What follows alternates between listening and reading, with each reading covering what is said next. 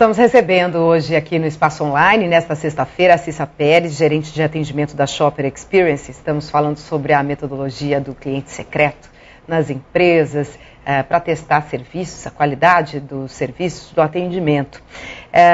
Vocês testam, claro que dependendo da necessidade do cliente de vocês, testa a equipe inteira. A gente não está falando só de testar o balconista, a caixa do supermercado.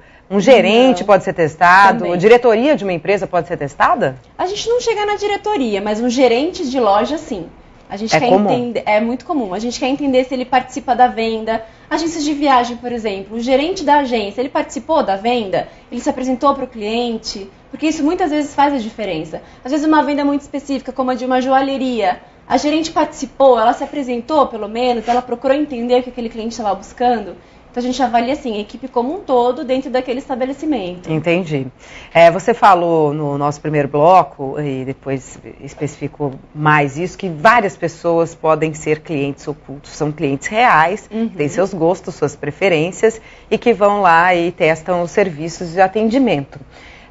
Vocês têm um projeto também de deficientes, pessoas com deficiência, para testar justamente acessibilidade, tudo isso? A gente tem hoje 2 projetos muito grandes, porque no Brasil a gente tem hoje 14,5% da população que são portadoras de alguma deficiência. Muitas delas que pegaram a deficiência por causa de um acidente e elas são economicamente ativas. Então a gente checa não só as barreiras físicas, mas também as psicológicas. Se chega um cadeirante numa agência bancária com um acompanhante, o atendente vai olhar para o cadeirante ou vai olhar para o acompanhante? Muitas vezes quem vai mexer na conta, fazer um investimento, pegar um extrato, pagar uma conta, é o cadeirante, não é o acompanhante. Mas às vezes eles nem olham para a pessoa. Então isso é muito mais profundo. Então como é que são essas barreiras psicológicas, né? A gente está preparado para atender esse público? É um público economicamente ativo? Então... Isso já está em prática, Cissa? Já. A gente faz para companhias aéreas, a gente faz para agências bancárias, um deficiente visual com cão-guia, por exemplo. Como que é? Eles deixam realmente o cão-guia entrar na aeronave, como a lei diz? Então, ainda é polêmico isso, né? Esse negócio de cão-guia, qual é o problema do cachorro entrar? Mas algumas pessoas são barradas por causa do cachorro. E a gente teve até um caso de um cliente secreto, deficiente visual, que a equipe da companhia aérea acompanhou ele até a cadeira e falou para ele, espera aqui que nós vamos te acompanhar até a aeronave. Ele ficou esperando, quase que o avião foi embora, esqueceram dele, ele foi o último a entrar na aeronave. Isso era um cliente secreto de vocês? Era um cliente secreto, que estava lá para avaliar e quase que ele perdeu o voo, porque ninguém da companhia aérea veio pegá-lo para levar para a aeronave. Puxa vida, quantos clientes secretos deficientes vocês têm hoje? Hoje, no nosso banco de dados, a gente tem cerca de 2.000, mais ou menos. Não deficientes. Não deficientes. Deficientes. 2.000 deficientes. Sim, no Brasil todo. Entendi. Cadeirantes, deficientes visuais, deficientes auditivos. Entendi. Bom, eu sei que tem mais histórias engraçadas aí envolvendo esse tipo de metodologia. Tem uma até interessante, estavam me contando aqui nos bastidores, num hotel. Vamos dividir essa história com o internauta da Jovem Pan Online. Essa foi muito engraçada. Era uma senhora da terceira idade fazendo uma avaliação num hotel. E ela tinha às 3 horas da manhã que ligar para a recepção e pedir um Lexotan. Mas ela tinha que ser extremamente agressiva. Eu não estou conseguindo dormir, eu preciso de um Lexotan. Só que a equipe do hotel não pode, em hipótese alguma, fornecer esse tipo de remédio para um hóspede. É um medicamento controlado, precisa de receita médica. Totalmente. E ela foi orientada a fazer um escândalo e ligar e falar, não, eu não consigo dormir, eu quero um remédio. Para saber qual seria a atitude do pessoal. Do hotel. E a atitude foi excelente.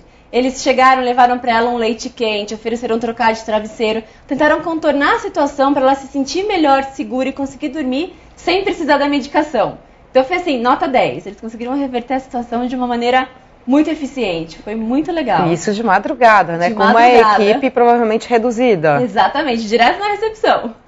Agora, depois que tudo isso acontece, que deve ter sido um estresse, né, para os funcionários, o pessoal da recepção.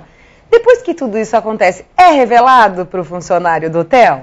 Normalmente é. No relatório tem todas essas informações E cada hotel é orientado a dividir com a sua equipe tudo que foi levantado do hotel dele ou da loja dele, por exemplo. Entendi. Não imediatamente, mas logo depois que Sim, chega o relatório... depois que a gente fecha o relatório... Tudo isso é dividido entre equipe e conversado, é isso? Sem dúvida. E no caso desse, que eles tiveram uma atitude super proativa, super positiva, isso foi muito elogiado, foi muito bem divulgado lá dentro.